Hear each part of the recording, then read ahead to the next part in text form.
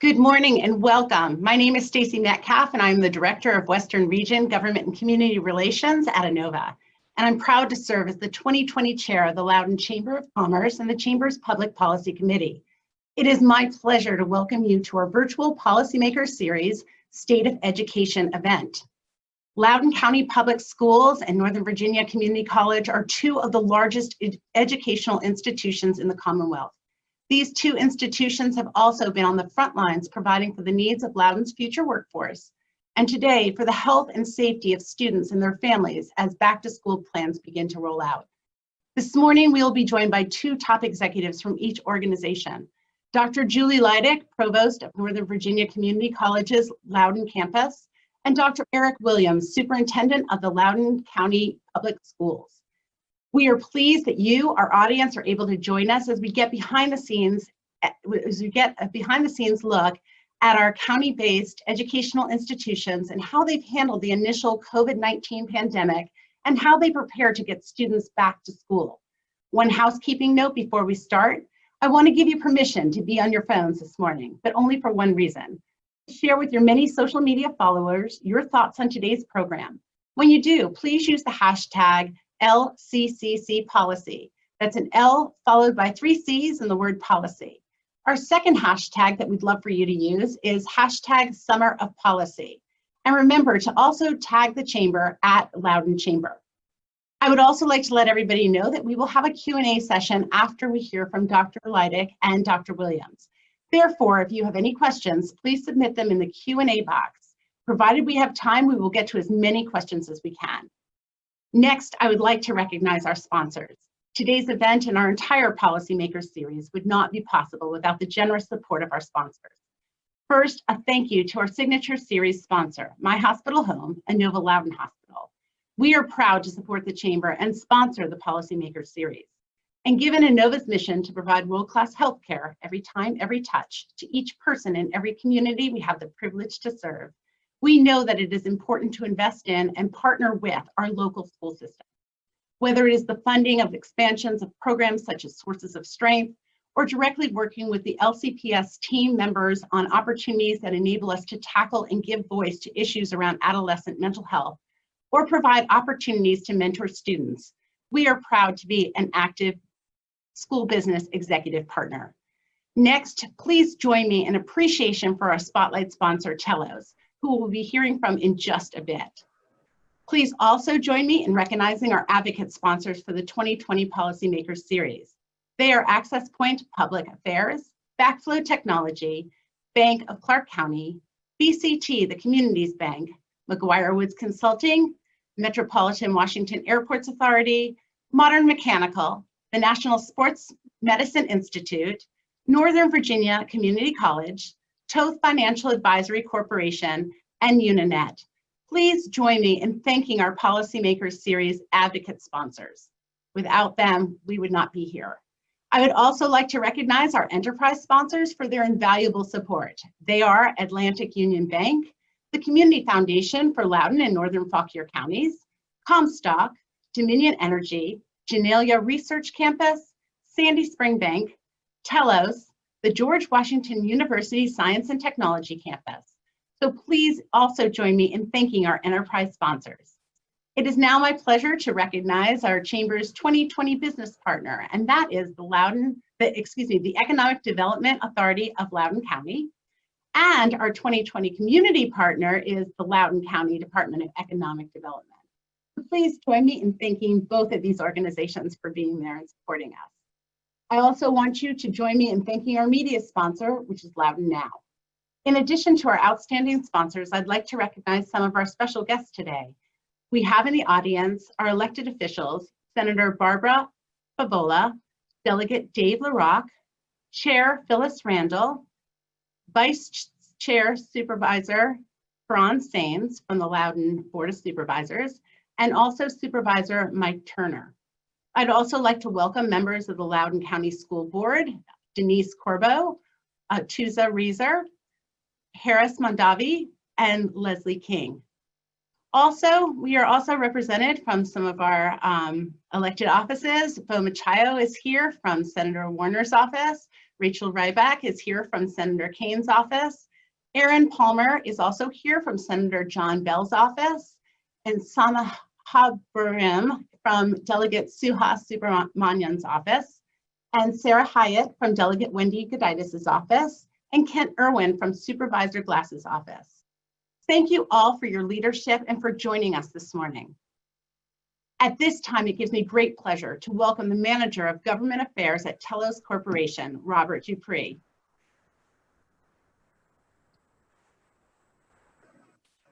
Thank you, Stacy. Good morning, everyone. On behalf of Telos Corporation and our CEO, John Wood, I would also like to welcome everyone to this annual Chamber event. For a number of years, Telos has been the spotlight sponsor for this event because of our commitment to education.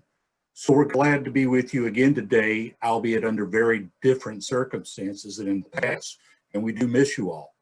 For those of you who are not familiar with Telos Corporation, we're a technology company. We empower and protect the world's most security-conscious customers and organizations in both the public and private sectors. Our offerings include cybersecurity solutions, cloud security solutions, and enterprise security solutions. Among our customers are numerous federal departments and agencies, including the military and the intelligence community, as well as federal civilian agencies, allied nations, and commercial organizations. Our headquarters is here in Ashburn, just off Route 7, and we've been a major employer here in Loudoun County for over 25 years. In that time, we've been actively involved with the Chamber members in trying to make Loudoun County the best place to live, to work, and to raise our families. And a big part of that has been supporting our educational system here in Loudoun. We do this because we want to be good corporate citizens. We do so because so many of our children attend school here. And we also do so because it makes very good business sense. We know technology companies like Telos need our local schools to grow the talent pipeline to develop the skilled workforce that we and other employers need, both now and in the future. And that includes getting these students the certifications and credentials that we will need. We also know that it's important for students to be enthusiastic about math, about science, about other such subjects in order for them to want to make cybersecurity and other technology disciplines their career path. To help build that enthusiasm, over the years, Telos has been very active and proud to support teams from various local schools in cybersecurity and robotics competitions, and to encourage STEM education at all levels here in Loudoun County. Now, all of us who are parents and have raised children know that getting our students a high quality education and training, and especially the lifelong learning skills that they need to join the workforce of the future, that can be challenging enough, even in normal times. Well, these clearly aren't normal times. This year, with the COVID-19 pandemic massively disrupting how everyone operates, this challenge has become even more difficult. As such, Telos wants to commend Dr. Leidig, Dr. Williams, all the educators and all the personnel in Loudoun County Public Schools and Northern Virginia Community College.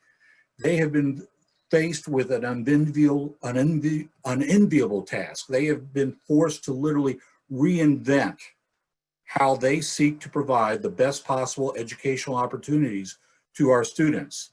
In that light, we look forward to hearing from them this morning with the latest updates on how they are coping with this upside down educational environment that they now face. And we wish them and their students the best of luck in the coming school year.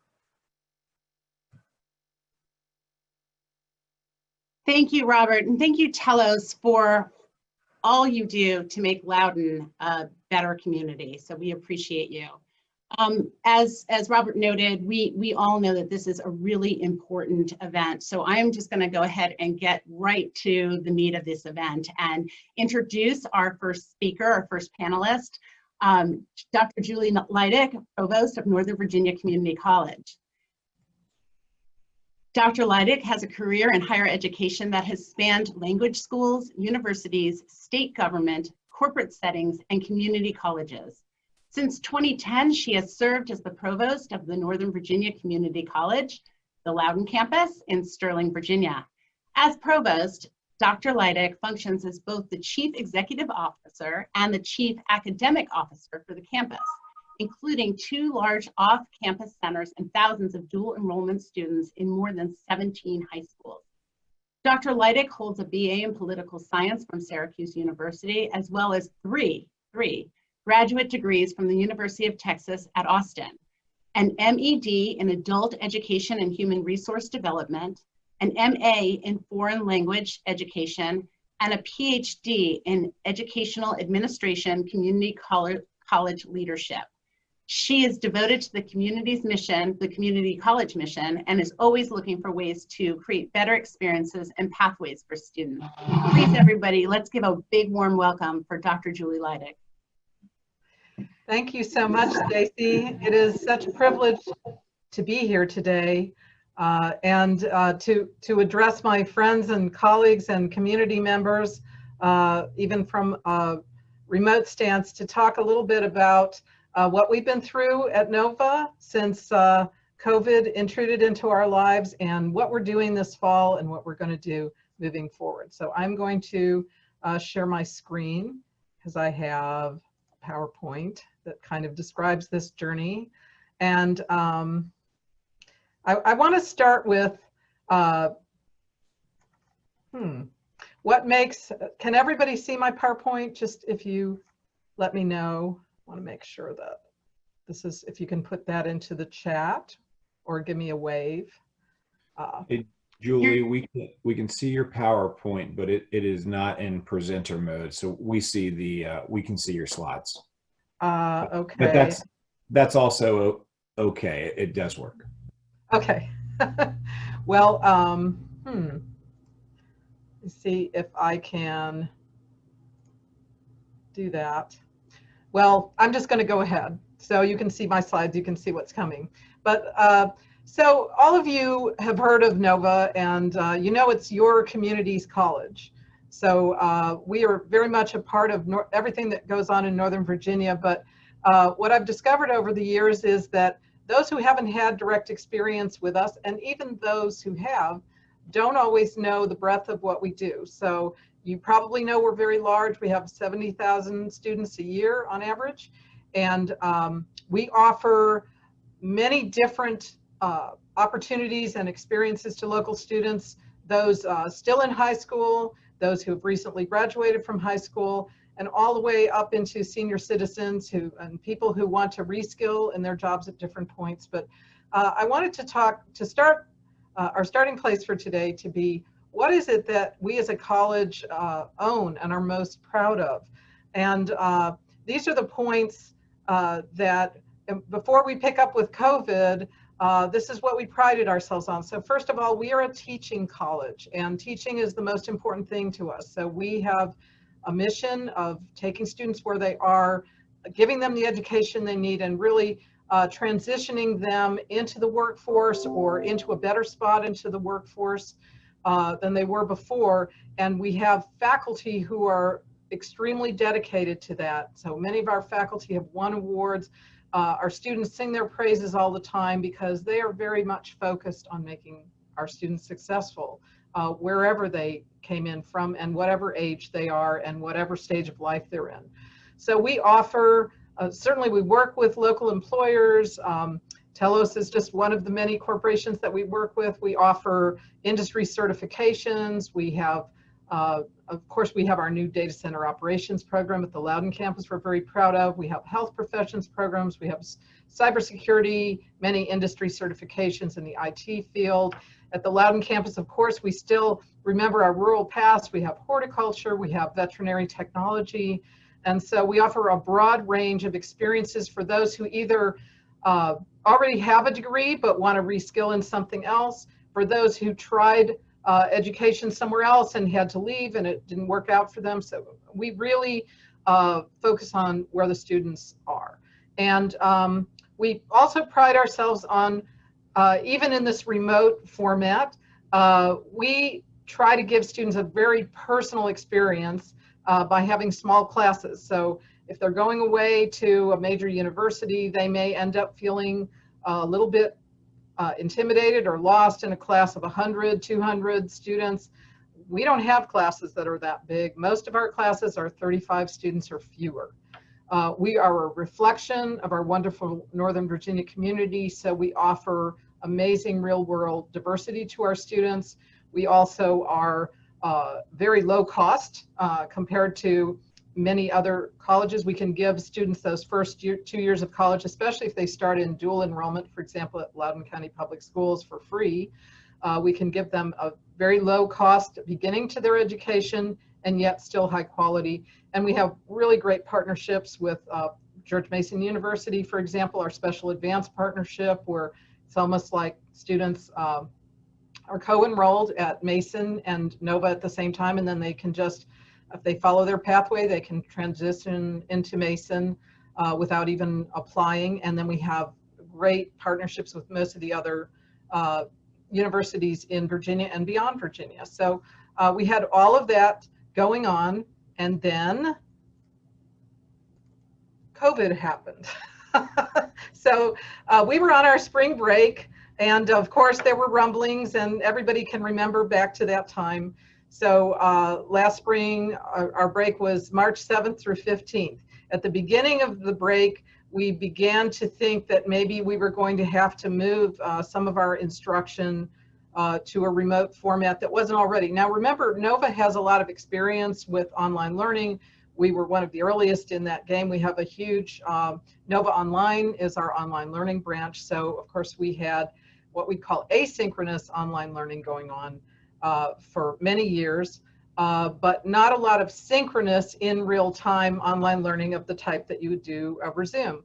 But we started our spring break thinking we might have to go remote. And then by the end of our spring break, we had decided that everything was going to have to go remote. So we have a lot of faculty who are very experienced with online learning. We had some faculty who had never done it. And when they came back from their spring break, we extended our spring break for students for just 2 days, Monday and Tuesday. And during that time, everyone who wasn't already ready to teach from home had to come to our campus, get a laptop, get any training that they needed in order to teach from home on Zoom, learn Zoom. Some of them had never done Zoom before. And by Wednesday, we were transitioned to fully remote learning by March 18th. And we taught out the semester in that manner. And of course, you're all familiar with the challenges that caused. Not only did we have faculty adjusting to that method of learning, we had Zoom, we had to learn what Zoom bombing was and how to keep Zoom very secure. But we had a lot of students who were not really prepared for this kind of shift in their lives. And of course, we have students who prefer online learning, and many of them were already taking online classes. We found out we had a lot of students who didn't feel particularly comfortable learning from home, learning in that format, and they missed being on campus and they missed their friends. And so we really stepped up our support to students during that time. We made phone calls to them. Our faculty spent a lot of time listening to students as they went through all of the dislocations that everybody had to go through with the transition.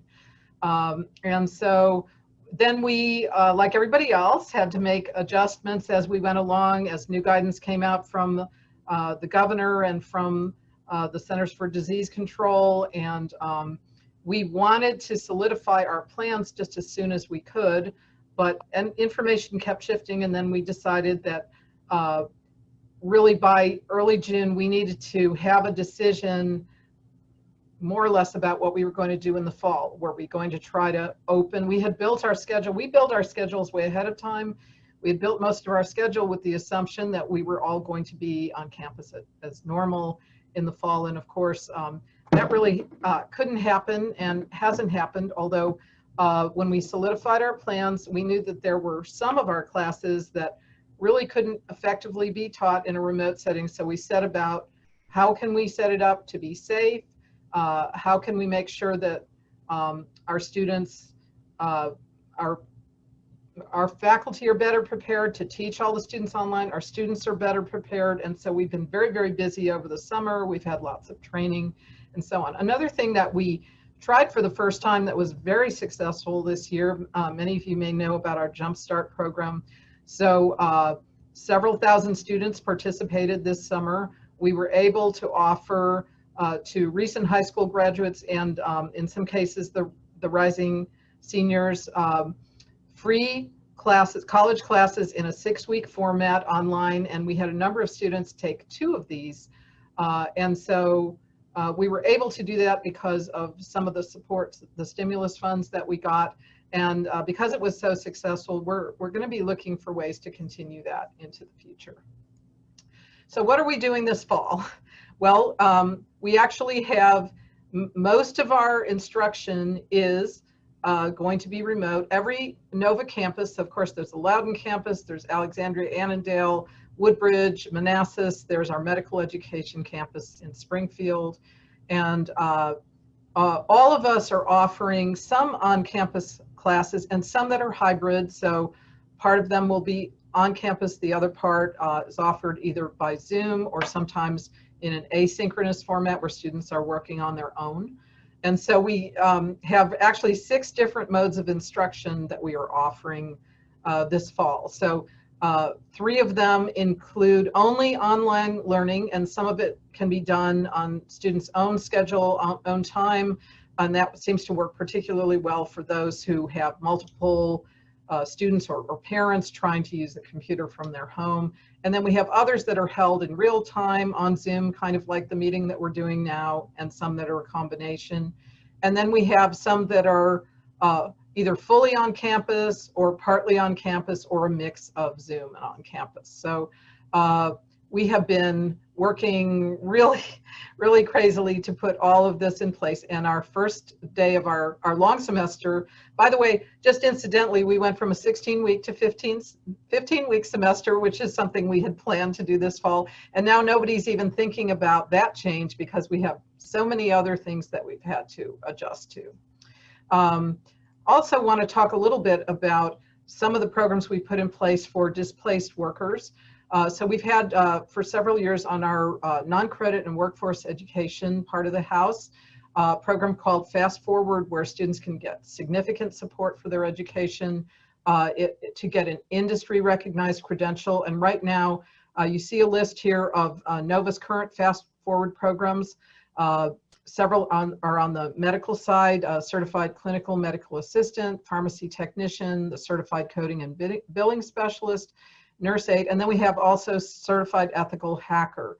And there's a new Virginia Ready program that's being rolled out. So in order to complete some of these credentials, students who complete them can get apply for, and if they have lost a job or they are looking for a job, they can qualify for a $1,000 Credential Achievement Award to help tide them over. And also we're working with a number of businesses all across the Commonwealth who will give the students with this Virginia Ready Award preference in their hiring. So we want to work with employers. If you have ideas for us, please look me up and approach me. And we want to be a big part of moving Loudoun forward, moving Northern Virginia forward, and getting everybody back into the game. So our fall services on campus are mostly remote also. We have a lot of emergency grants and wraparound services for students who need help. We have the only services we're providing actually on campus are our open computer labs and some library services in a very limited format, but we have really stepped up to offer very robust virtual services, especially in advising and counseling, financial aid, and so on. And we have really one portal for students to enter now. So it's easier for students now in our remote, as long as we're remote, to take classes all over from all of our campuses without having to leave their homes. And so we do find more students that are taking classes without regard to which campus is offering them. And that's kind of a big change for us. And the last thing I want to mention before letting my public school colleagues pick up from here is what we're doing. So we have had very large, and I thank Eric and Loudoun County Public Schools for their wonderful partnership in dual enrollment. We have served thousands and thousands of Loudoun students over the last few years with free courses that they can take within their high school, and we will still be doing that this fall in partnership in a remote format. But if there are students who are getting close to graduating from high school and they want to pick up additional college classes, either for dual enrollment or what we would call concurrent enrollment, and I've actually had a couple of Zoom town halls to talk about this because this seems to be a very popular option. As long as they can show college readiness, they can come directly through NOVA and take courses through us. And at this time, we're working on additional options to see if we could extend something like Jumpstart to make it a more regular part of our programming. So we are your partners in making this community successful. If we start classes next week with our 15-week semester, but we also have 13-week and 8-week options. And one thing I want to plead for very passionately is I know some people are talking about a gap year and they don't know, students don't know what they want to do at this time because they had big plans and they feel like their plans were blown up. I would very much, if you are familiar with students in that situation, encourage them not to do a gap year. Go ahead, move forward with their education, get more comfortable with the online learning environment, and make sure that when things come back to a more normal setting, that they're in a good position to move forward. So I want to thank all of you for listening to me today, and I eagerly look forward to answering your questions. Thank you. Thank you, Dr. Leidig. The word pivot has taken on a new meaning during this pandemic, so thank you for creating better experiences and pathways for students, even during this unprecedented time.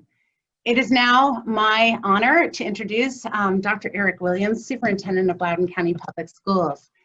Eric Williams has served as Superintendent of Loudoun County Public Schools, a school district of 94 schools serving more than 83,000 students in Northern Virginia, since July 2014. Dr. Williams believes in engaging students in solving authentic problems as a means to developing as knowledgeable, critical thinkers, communicators, collaborators, creators, and contributors. He promotes the joy of teaching and learning in lieu of test prep mentality. Dr. Williams served previously as superintendent in York County, Virginia, and as assistant superintendent and principal in Naples, Florida. He's also worked as a teacher and administrator in Massachusetts and Brazil.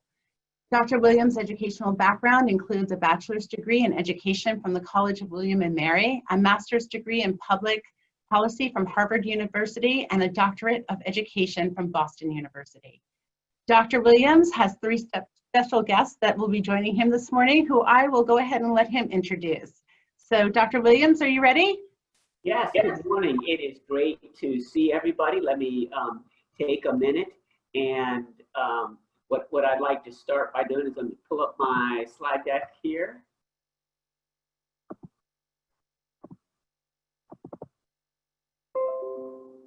Okay, so first of all, I just want to say we are incredibly excited. We are excited because September 8th is almost here, Tuesday after Labor Day, and that's the start of the new school year. And yes, our preference would be for 100% in-person learning for all students, safely delivered. And while that's not where we are, we're incredibly enthusiastic about the start of the new school year. Teachers can't wait to meet their kids. Principals are excited that teachers are back to work this week, and you'll be, I'm pleased that 3 of our principals are joining me this morning: Bob Marple, principal of Cedar Lane; Renee Dawson at Brambleton Middle, and Sheila Alzate from Briar Woods. And they'll be joining me in making remarks, and so they'll join me on the screen momentarily. So what I'd like to share by way of introduction is that with the new school year, so we're starting with 100% distance learning for students, for most students, with a few exceptions that you'll hear about today.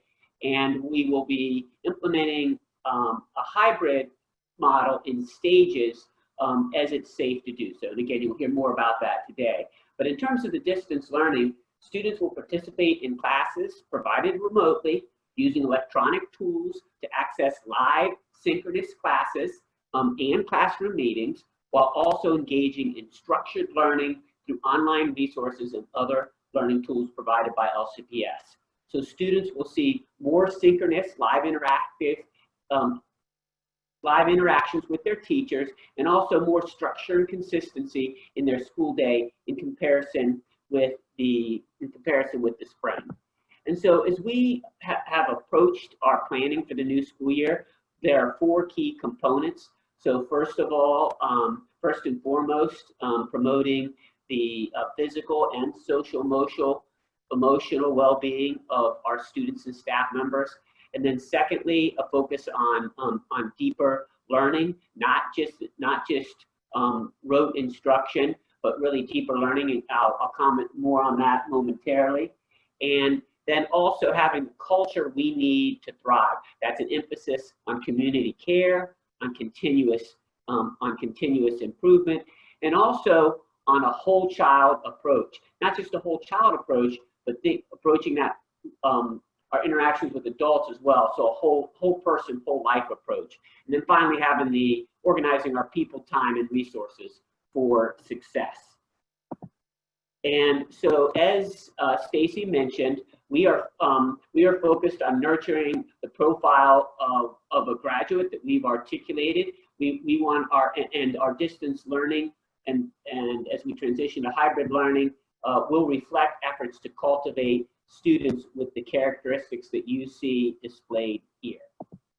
And the reason we focus on deeper learning is it's about students being able to apply what they learn in one situation to new situations. Because at the end of the day, that's how students are going to be able to make meaningful contributions, is that application of what they learn. And we do that by engaging kids in solving authentic, challenging problems.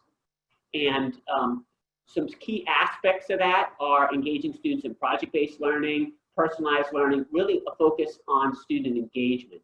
So the questions that our teachers are approaching the new year with is, okay, how can we maintain our focus on deeper learning?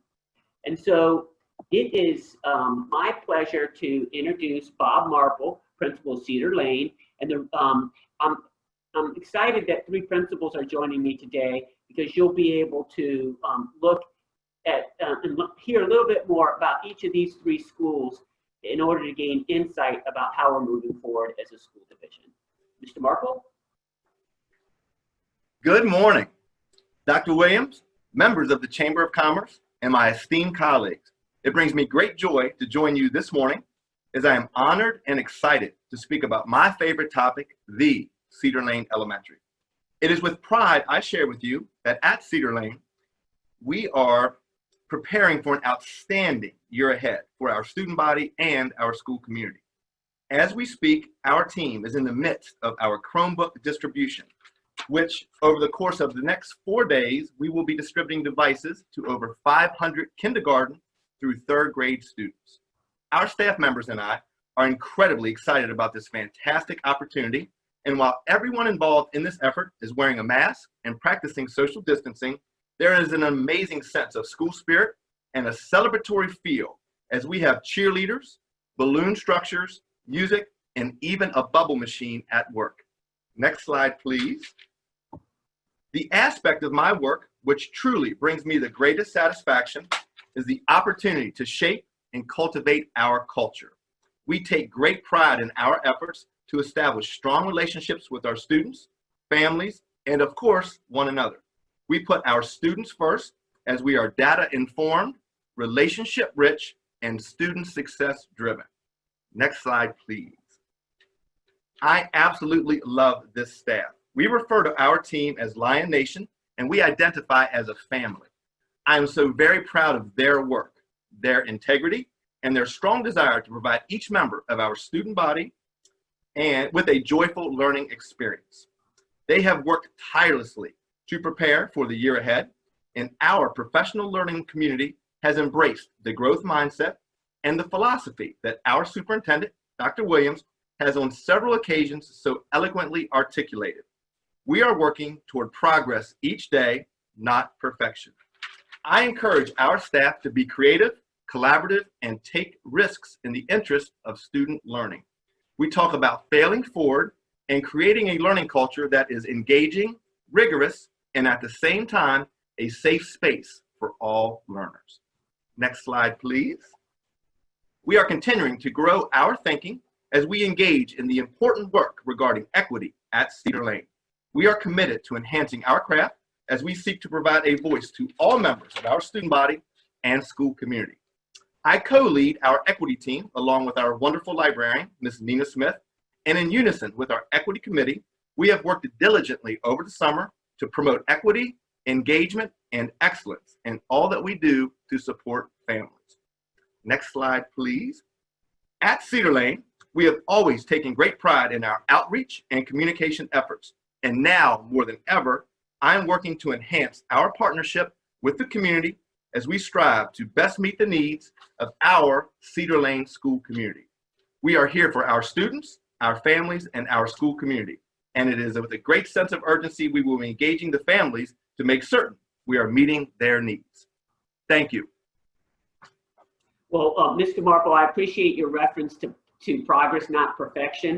And I want to make a connection to parents because not only am I incredibly appreciative of the hard work of all staff members, particularly teachers this past spring, but I'm also greatly appreciative for the huge commitment that parents made to supporting their child's education to the extent possible.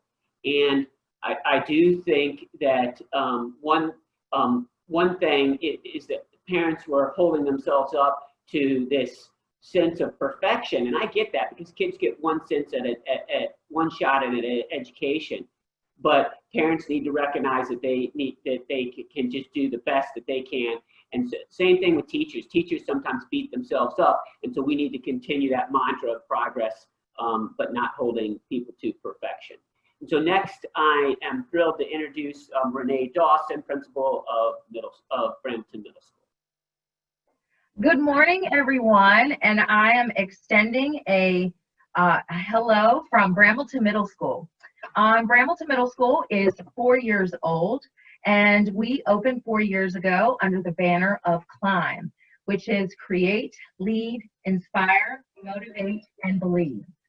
There are many things that I would love to share, but I have limited time, I understand that, about the great things that are happening at Brambleton Middle School. But there are a few things that I want to share that I'm most proud of about my school. The first thing I want to start off with is my amazing, innovative, and creative teachers who are right now participating in innovation sessions with various businesses in our community and beyond so that we can learn, continue to grow our craft with authentic ways to bring meaningful experiences to our students in the classroom. The second thing that I'm really, really proud of to share with everyone is the great work that our students are doing. We have some amazing students that are critical thinkers, that are creators, collaborators, that are really involved in service to their community. And I also want to thank this amazing group of parents that I have. The thing about Brambleton that is incredibly special is our ties and our bonds to our community.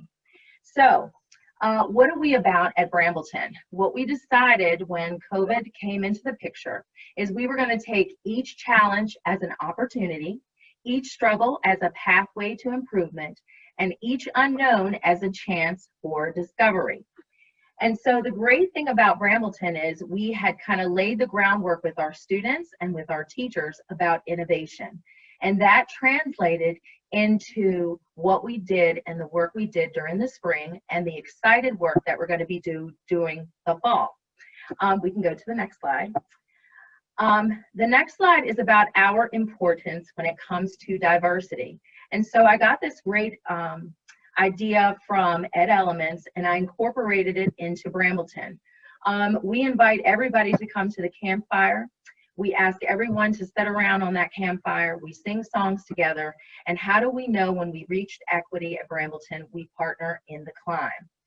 One of the things that we do is we harness project-based learning, personalized learning, and all of these innovative strategies to provide meaningful and authentic learning experiences for our students. We work very closely with our community partnerships, and we create experiences in project-based learning that are meaningful to the kids, that are driven by the students, and teachers are now planning for that. So one of the things that I'd like to close with in sharing about the great things of Brambleton Middle School is that we are a community school.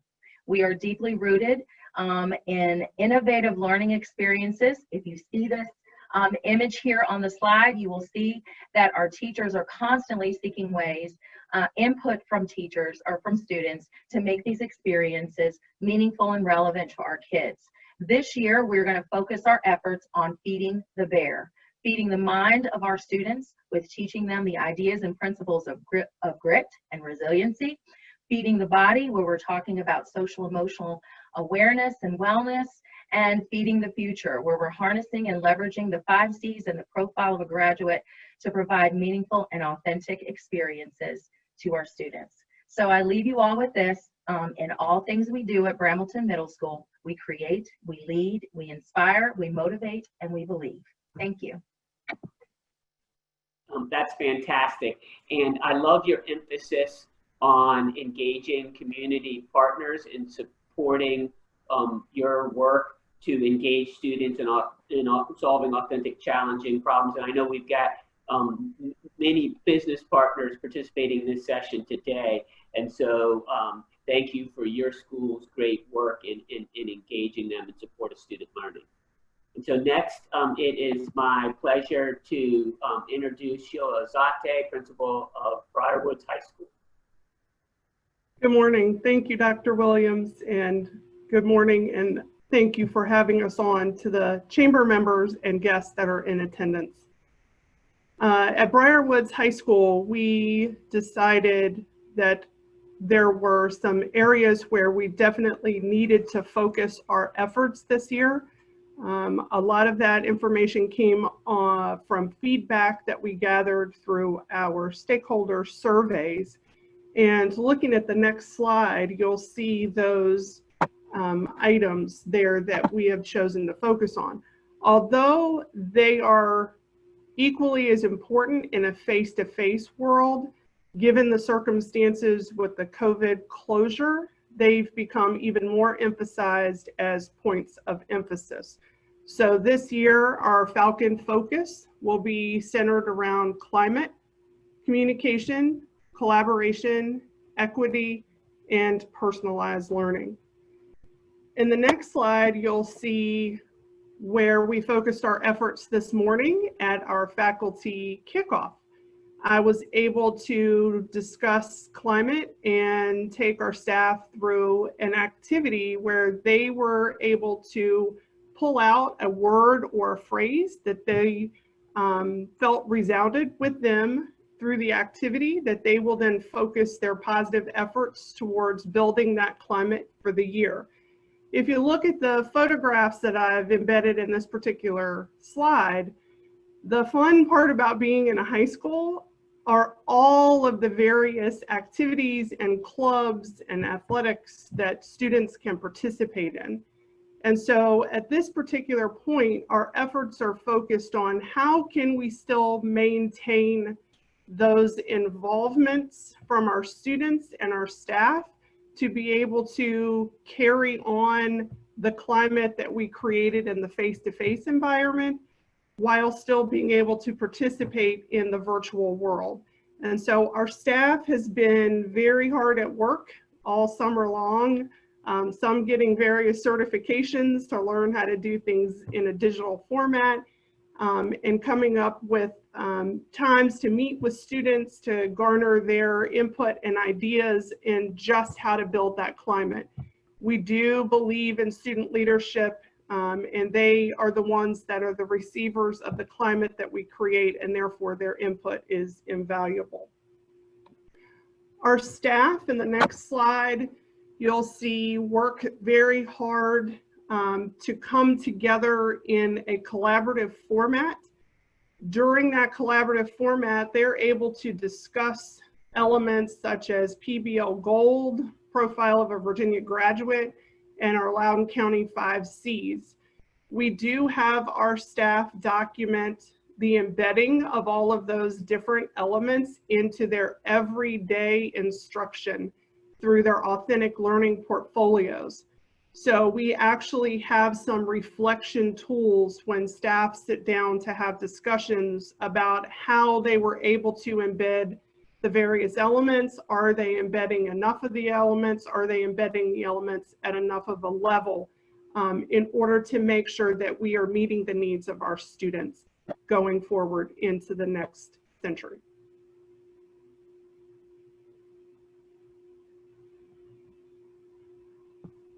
I want to thank you for that, and it's exciting to hear about the teachers' work that is literally happening today, and will puts us in good position moving forward. And finally, just by way of concluding remarks, I just want to share that there's several attributes of Loudoun County Public Schools that position us well for making the best of a difficult situation in terms of starting the year with 100% distance learning before transitioning into implementation of the hybrid model. For example, one, tech infrastructure. Fortunately, we were able to finish distribution right immediately after the school closure. Finish the distribution of Chromebooks to all students in grades 3 to 12. We purchased the last 11,000 Chromebooks on the market just shortly before the school closure. And we've also then purchased Chromebooks for K students in grades kindergarten through grade 2 that we're distributing, in the process of distributing. And so tech infrastructure positions as well, as does our emphasis on personalized learning, which is particularly important in a distance learning environment. And finally, our focus on mental wellness, social emotional wellness. So those are a few examples of things that position us well. But actually, the final and most important thing is teachers' focus on kids and connecting with students individually, because as you heard from principal remarks, that's going to be a key foundation for success. And so appreciate the opportunity to share with you this morning, and I'm going to turn it back to Stacy for the Q&A portion. Great, thank you, Dr. Williams, Principals Marple, Dawson, and Alzate. I just want to say that I have been thinking of all of you and all of your colleagues ever since March and the pandemic's hit here. And I just want to say that, we talk a lot, I work for Nova and we talk a lot about healthcare heroes, but in my heart, you guys are heroes too. And I know that you have gone above and beyond in thinking about ways to deliver education to our students. And so I just want to say, thank you for also pivoting and just thinking differently and, keeping our kids close. So with that, I'm going to go ahead and go to our moderated Q&A. As I noted earlier in the beginning of this program, I have some prepared questions for the panelists. But after that, time permitting, we're going to open up the Q&A session to our audience. So audience, if you'd like to use the Q&A box, please do so if you have some questions, and we will get to that after I go through the next couple of questions. The first question is for does everybody just want to come on? Sorry. Let's get the principals on and let's get Dr. Leidig. There y'all are. Okay, our first question is for the LCPS team. Throughout this process, you've been fairly open with the community about your plans to reopen schools. Loudoun was one of the first school districts to announce the reopening plans and even drastically changed those plans before some school districts made their first public announcement. How much weight does community feedback have in the decisions made by the administration and the school board? So community feedback is important. So for example, community feedback regarding distance learning experiences led to changes to how we want to approach distance learning this fall. And the passion of people, both in terms of, hey, let's get back to in-person instruction, and hey, let's make sure we're emphasizing safety. That passion reinforces the approach that we already would be inclined to take. And so it's not that we would, at the end of the day though, in terms of decisions about safety, we need to be driven by data, not only about public health measures, but also in terms of data to be able to operate schools effectively, relating to staffing needs, supplies, consistency of public health mitigation practices. So it's particularly important for informing our plans for instruction, and then the variety of viewpoints on the extent to which there should be in-person learning just affirm for us the importance of trying to making sure we get it right. Thank you for that. My next question is for Dr. Leidig, and then I'm going to ask the LCPS team to weigh in if you've got answers that you'd like to provide. One of the major considerations of in-person school argument was equity. Providing education for English language learners and those with disabilities is a critical part of the service you provide. For many reasons, may it be physical or socioeconomic, distance learning is not an option. How will you continue to operate these areas of critical need in a full-time or hybrid type of environment? Thank you, Stacy, for mentioning the word equity, because as a college, we are recentering ourselves completely around equity work, because although we've made some progress in closing achievement gaps and so on, there's still a lot that we need to do. And of course, we're very concerned about second language learners. And that's part of the reason that we offered some on-campus classes this fall, and we offered a broader array. So we started with the classes that had to be taught on campus because they're hands-on, but we didn't just offer those.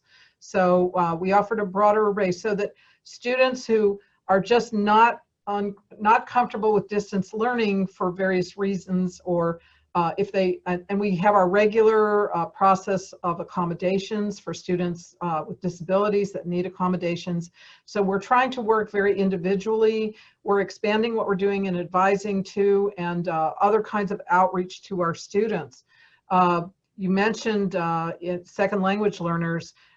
We did see a lot of them in distress when they had to go to an online learning format. But part of what we're doing, so we recognize that when we had to suddenly go to distance learning, there were many students that didn't feel comfortable with that.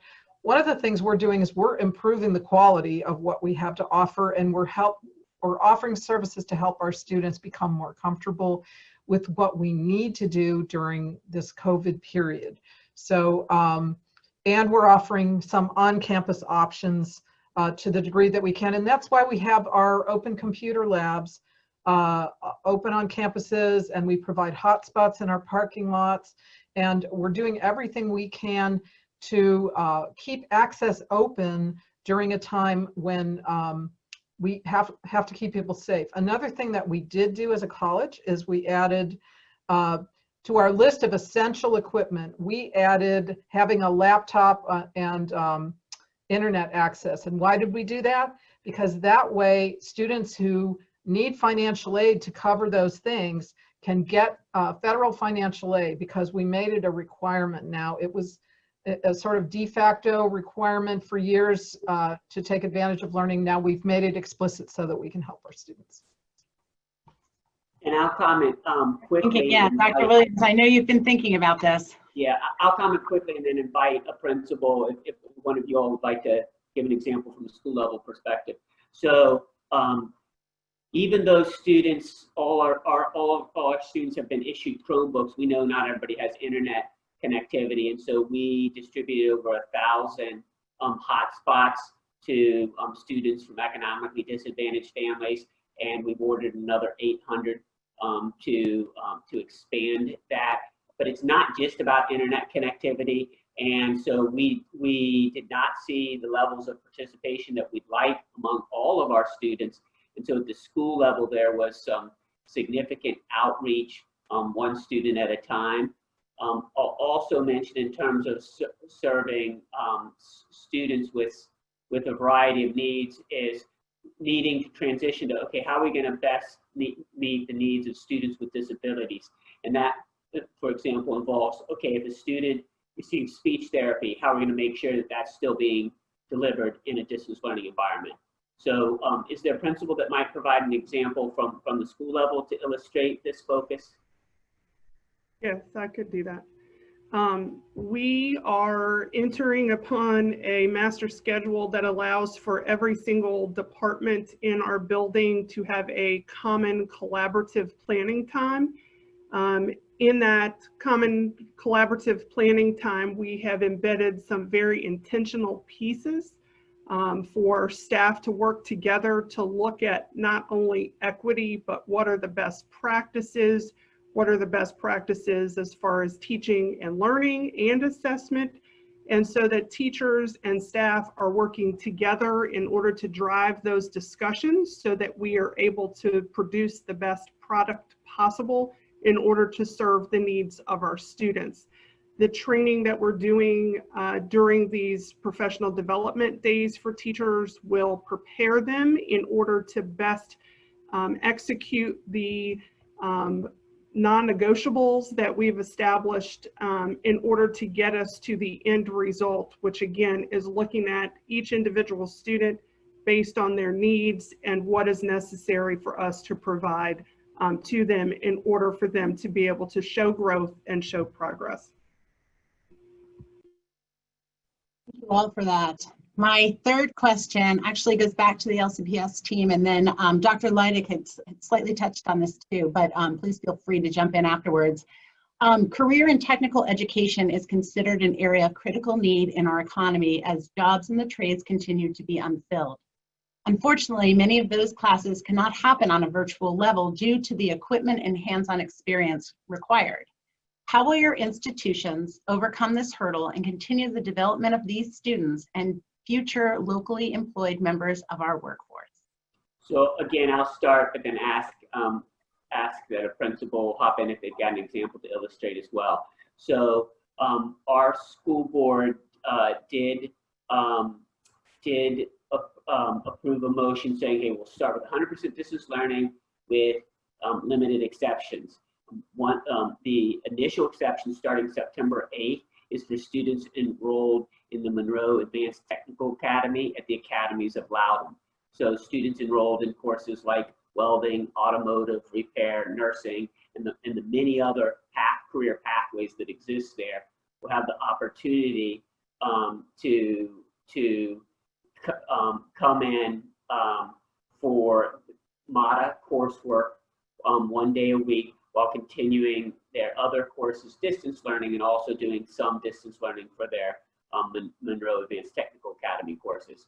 We'll be bringing back other students in the coming months, but we are starting with those students.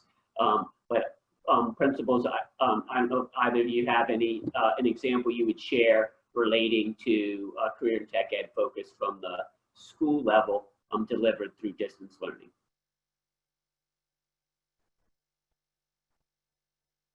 So I will say that we are continuing to expand our emphasis on computer science throughout the curriculum, and that is being delivered through distance learning as one example.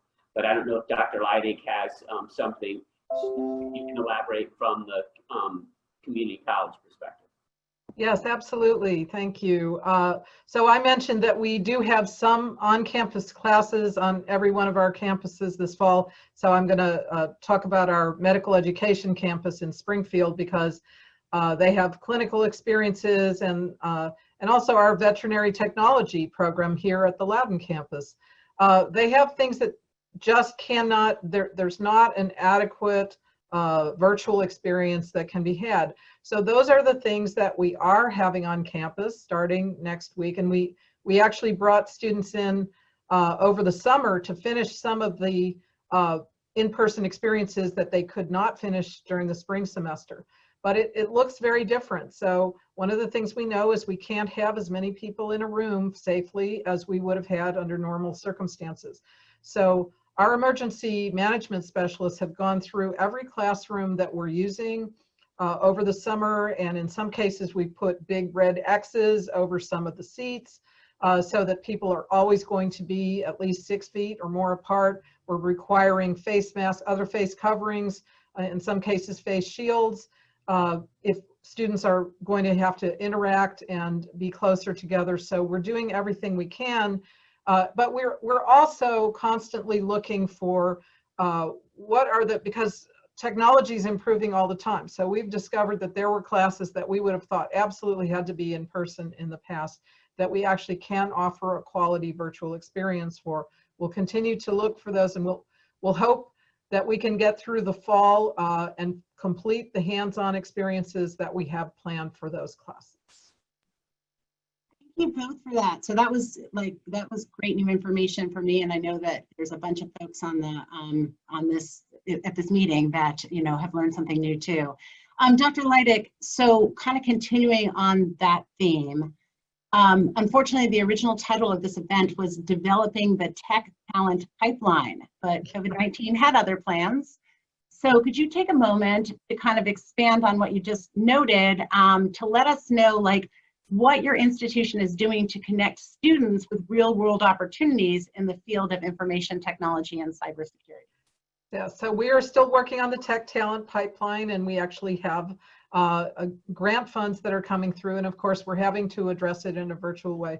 We're still working, we still have our apprenticeships with Amazon Web Services, and we are working on apprenticeship programs with other tech industry employers, and we're actually working on embedding. So here at the Loudoun campus, we put in an internship coordinator starting in January, and of course she was going great guns before we all had to go remote, and internships became less available. But we are going to be working on finding employers who are able to offer internships still, and we're going to be embedding as we move forward. Nova's working on embedding career advisors into our different pathways, especially because we have such a large need in Northern Virginia for tech talent, and also in our health professions. So we already were working on this. We haven't stopped our efforts.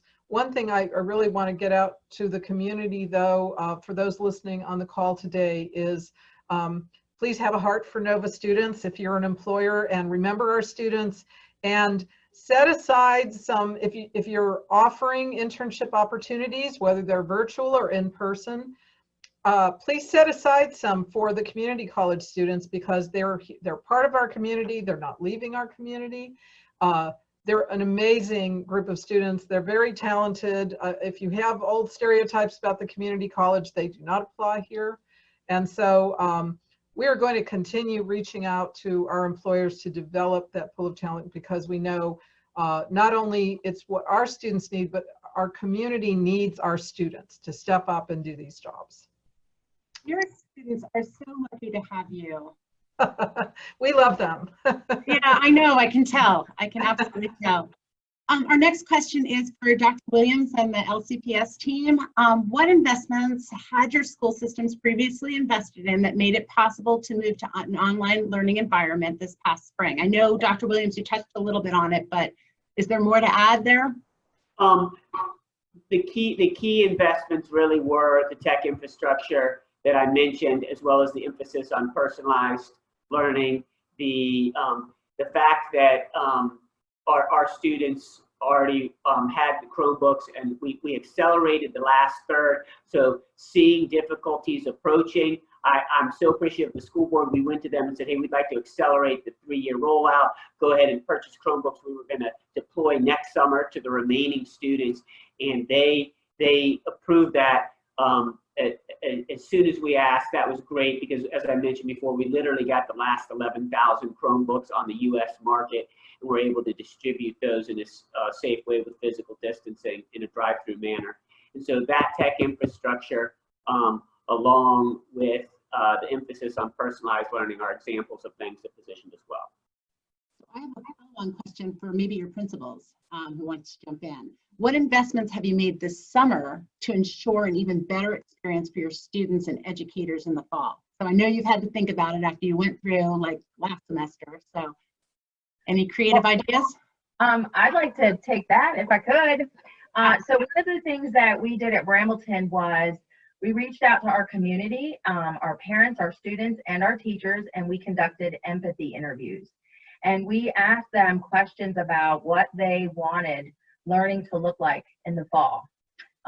We asked our teachers, what is a fantastic lesson that you experienced? And what were the habits of the students in that lesson? And then we asked the students the same thing, and we asked parents. And then what we did is we formulated a list of things that we knew we needed to do to make sure that we provided engaging and authentic lessons for kids that they would be interested in. So the work that we are doing in the fall is actually the voices of our community, which we're really, really excited about. And as I shared before, I have my teachers now in innovation sessions with Apple and Coke, which was a huge win for us. And they're sharing and giving these great and innovative ideas about what the pivot looked like in those organizations and how that might translate into the work we do at Brambleton. So I'm a little excited. I don't know if you can tell from my excitement, but our community and our kids and our teachers had a voice in the work that's going to happen in the fall. Yeah, I can tell you're excited, and that is the type of investment that I was like looking at. So thank you very much for sharing that. Did any of the other principals want to share a similar thing? If not, I'll move ahead. I would love to jump in for just a moment. We too, like at Brambleton Middle School at Cedar Lane, we worked with our community, our students and families, and conducted those empathy interviews, and they were incredibly powerful. So what it allowed our folks to do here at the school is really look at this through the lens of the students that we're serving and their families, and it allowed us to, I hope, enhance our craft and grow our offering. We're a personalized learning school now, so we're growing our craft in that area so that we can best meet student needs. And I think that this was the perfect time for our school to make that leap in that partnership with Ed Elements to work in personalized learning, because our teachers are excited about it. The need is greater now than ever. And I think it was a good timing for us to make this leap. And I'm looking forward to, again, as Dr. Williams said earlier, we want our students back in the building. I miss that, that interaction. That's what excites me so much. But during this time that we are engaged in distance learning, I think we're adding tools to our tool belt to be more successful and to meet our student needs. And we're going to give it our best. We're looking forward to doing what we can to provide our students with a joyful learning opportunity each and every day. Great, thank you very much. On that note, and again, I'll kind of throw this up to anybody here. One major question that's in the back of all of our minds, but hasn't been yet fully discussed, is the return to in-person learning, like 100% in-person learning, if that's even something that's going to happen. What is the key factor in measurement that we're hoping to see that will signal the transition to in-person learning again? So first of all, we want to start small and then attempt to scale up. So we invited parents, we requested parents make a selection between 100% distance learning, or if it's possible for us to offer it, hybrid model, which combines 2 days a week of in-person learning and 3 days a week of distance learning. And so we ended up with about a 50-50 split of parents with preferences. And so now the plan is to move in implementing this in stages, start small and then attempt to scale up. So we'll start with the 900 students on September 8th. On September 8th, who attend the Monroe Advanced Technical Academy at the Academies of Loudoun. But then we're looking at other groups of students, select students with disabilities who participate in certain programs and whose individual education plan teams say that it's a match. We're looking at English learners with the emerging proficiency, I should say, in terms of language acquisition. But then we're also saying, okay, at what points, and I'm not saying all the groups like, might we bring back K2 and then 3-5? What does it look like in bringing back middle and high school students? And all along, in terms of making decisions, in terms of scaling up, we're going to be looking at a variety of data. First and foremost is what's happening in terms of community transmission. As schools across the nation have started to return, some divisions with more assertive approaches with in-person learning have already started to scale back, and you've seen that happening at the collegiate level. So we're starting small. We want to monitor the public health data, consult with local public health officials, and of course operate within the phased guidance from Virginia schools, which is issued by the governor and talks about, gives guidance on what is even possible. But the local health data is also important. But it's not just that. We're fortunate right now in Northern Virginia to have relatively low levels of transmission compared to many portions of the country. And so we will be monitoring that to see if it changes, but then we're going to be looking at several other types of data. The key piece of data is, are we being consistent with our public health mitigation strategies? 6 feet physical distancing, use of face coverings, because we need to build confidence among parents that, hey, these practices will be consistently applied. This isn't an aspiration, but it's really happening. And build confidence among staff as we require staff members to transition from distance learning to in-person learning.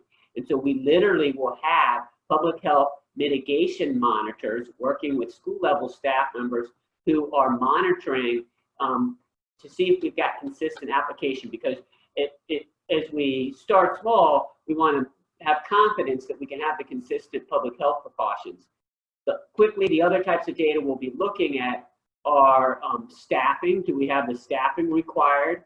And also, do we have the supplies? So we've made significant investments, for example, in the cleaning supplies needed, in the face coverings and other personal protective equipment. But is the rate of usage happening at the anticipated rate, and are we going to be fine? And then also, what's consistency of, how consistent is the hybrid learning that includes the in-person learning? So even if the community transmission rate does not skyrocket, how does what community transmission that occur affect the operation of schools? Because if students and teachers and staff members who are involved in in-person learning, if significant numbers of them are directed or requested to quarantine, then that interrupts consistency of the in-person learning. So that's another variable. And just as an example, I mentioned, we've had significant proportions at times during the summer of custodial crews that have been quarantined. And so if you see that play out with in those settings where there is in-person learning, those are considerations and data that we'll need to look at before we scale up. Now, know that we've got a sense of urgency to scale up, to offer the hybrid model for those 50% of families who chose it, to offer that as soon as possible. But we need to do so in a safe manner. So I can say that all of the considerations that Dr. Williams just mentioned are considerations for us as well. And as a community college, we are very much student-centered and demand-driven. So we had students early on, of course, when we went to remote, and everybody, as I described it earlier, it was felt as a dislocation. We had many students saying, I just want to get back to campus. I just want to be around my friends. I just want everything to go back to normal.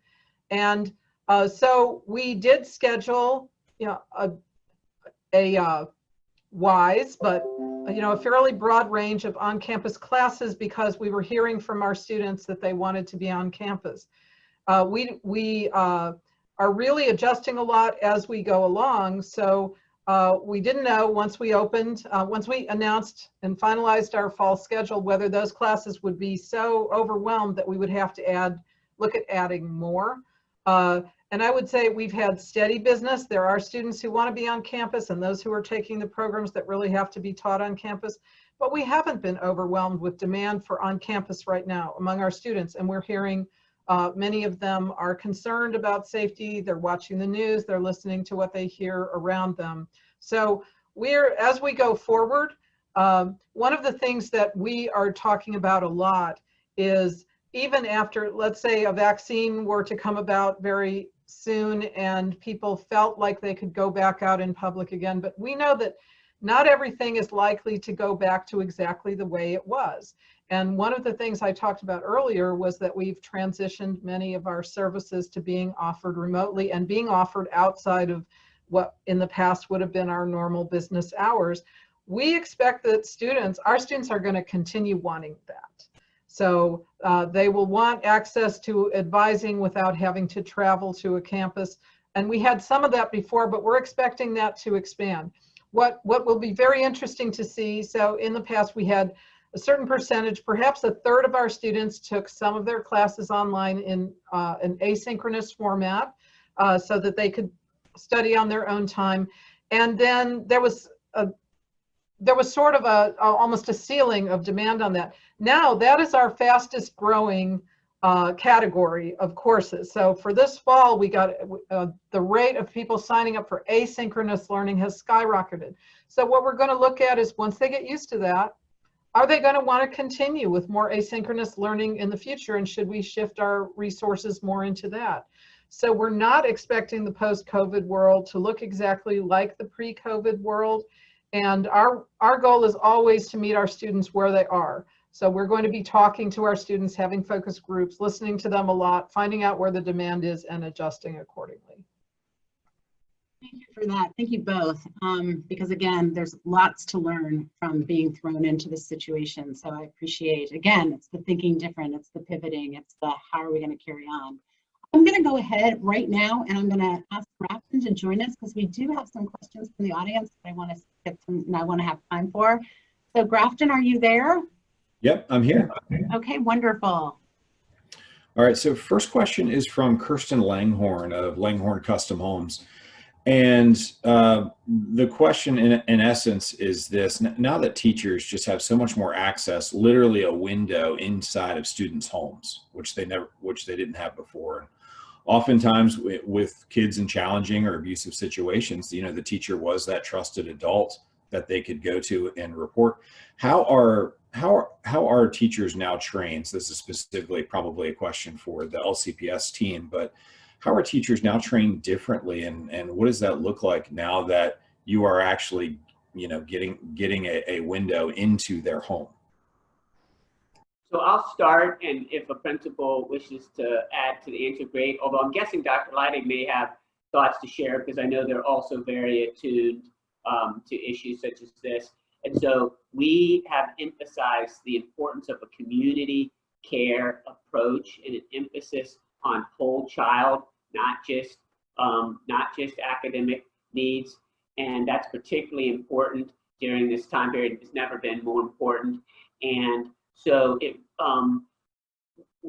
our school counselors and members of the Unified Mental Health Team, school psychologists, for example, social workers, play key roles. But as you also say, those individuals, along with principals, are supporting all teachers in terms of this focus, including engaging in mandatory reporting as necessary. But is from a school level perspective, is there something a principal would add? Hey, Dr. Williams, I will gladly jump in, and I think it'll just basically reiterate what you said. I think now more than ever, relationships are so incredibly important in figuring out creative and strategic ways for our teachers to cultivate those relationships in this virtual environment, because obviously we want our students to be comfortable to share information with us should they need to. And I think unless that relationship is strong and that's been cultivated over time, they may not be likely to do so. So our teachers are very keenly aware of what the expectations are regarding that mandatory reporting piece with our Child Protective Services partners. And they report that information directly to me should they have concerns. So I always kind of give them the analogy of that's information on your plate, and that plate's out in the hot sun. So get it off your plate and get it onto mine so we can make the necessary calls to make sure we're taking really excellent care of our young people, which is, again, the most important aspect of our calling for sure, taking great care of our young people. So looking at the community college, of course, other than in dual enrollment, our students are adults. But I want to go back to the early part of the question that talked about we can see inside people's homes, because we've had students express a lot of concerns about privacy. They want to turn on their cameras if they're on a Zoom class, but they don't necessarily want people, they feel it's a safety issue. So we know that you can use a virtual background. And so we are making virtual backgrounds available to our students so they can have a picture of our Nova Nighthawks mascot, or just a plain green screen, or some other kind of background. There's also been a few issues in our early days with Zoom where people chose to display really inappropriate or offensive backgrounds. So that's where we stepped in and we told the faculty, if you are doing a Zoom, please encourage your students or require your students to use a virtual background. And that way, that controls for some of that feeling of someone's privacy being invaded by others being able to see what's in their space.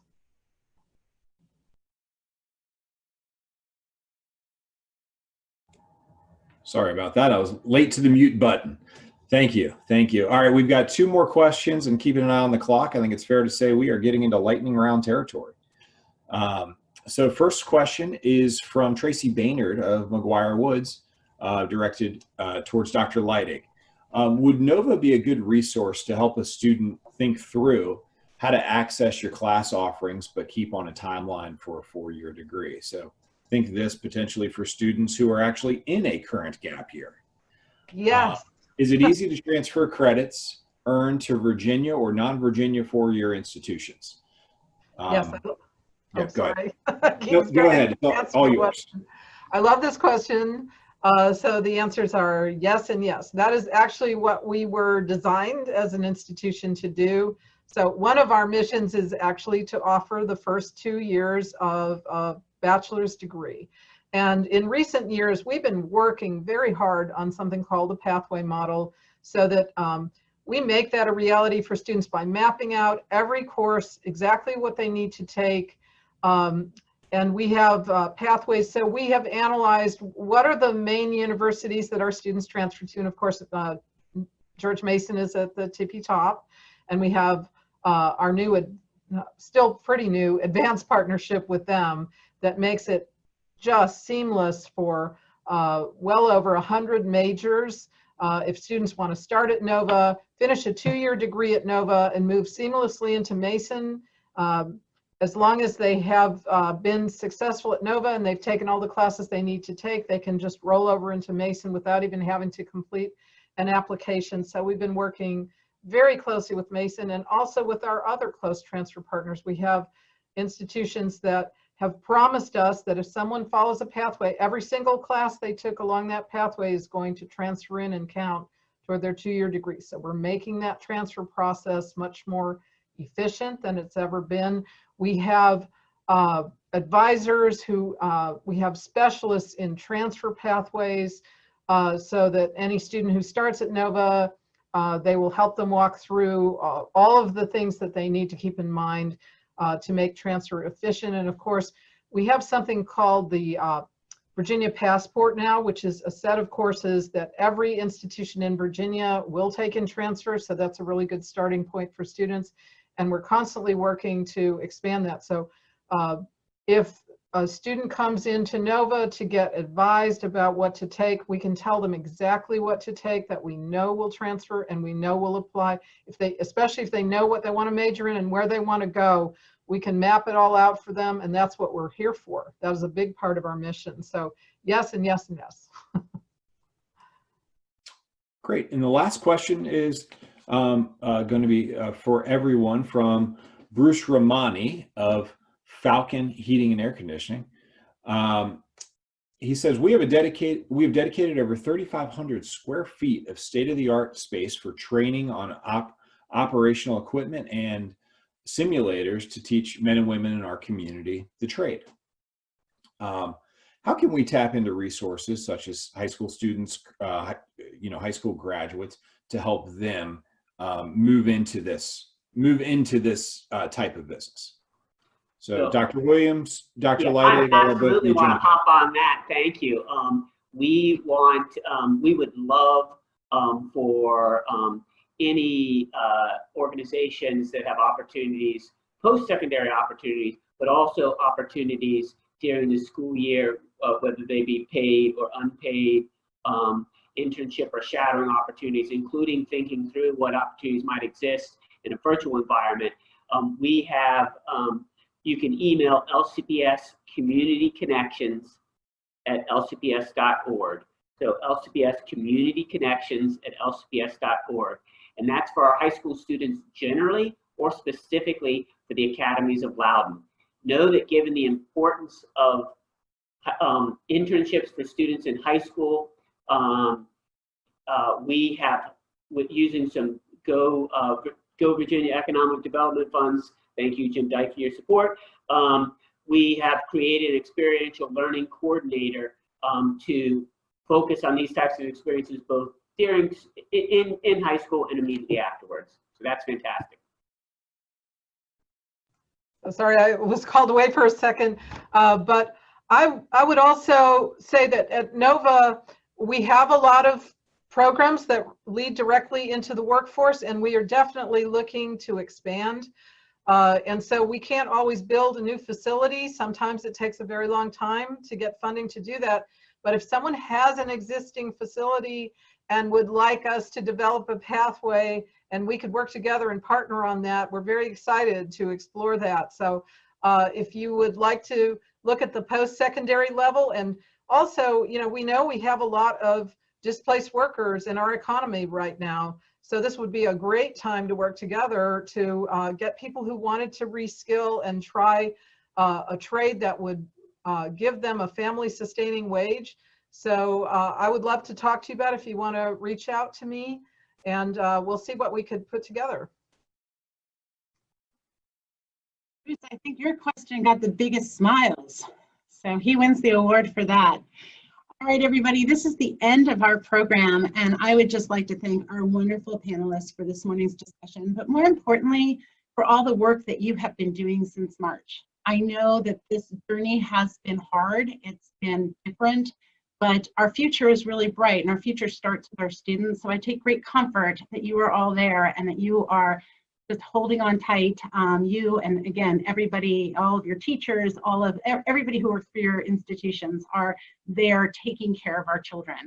I'd also like to thank the audience for really helping to shape the dialogue today, and obviously the Chamber's Public Policy Committee. And last but not least, thank you very much to our sponsors, our Signature Series sponsor, Innova, and also our Spotlight sponsor, Telos, and all of our other sponsors, because again, programming like this would not be made possible without you. So everybody go ahead and have a great business day. The sun is now shining, so enjoy the rest of the day, and thank you all.